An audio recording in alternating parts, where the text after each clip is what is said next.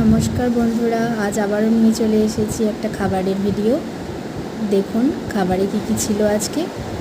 ভাত ছিল, আর এটা এঁচোড় আলু দিয়ে একটা নিরামিষ কোপ্তার মতো করা হয়েছিল। আর এটা ডাঁটা ভাজা, সর্ষে ফোড়ন দেওয়া, নুন মিষ্টি দিয়ে।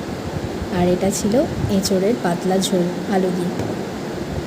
আর এই গরমের মধ্যে এখন এই সমস্ত হালকা পাতলাই খাচ্ছি।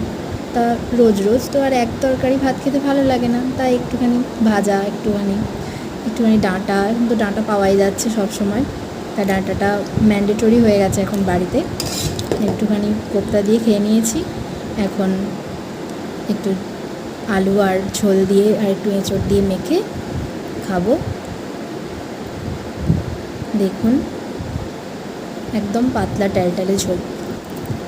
আপনাদের এরকম ভিডিও দেখতে যদি ভালো লাগে অবশ্যই আমার চ্যানেলটা সাবস্ক্রাইব করে দেবেন, আর কমেন্টে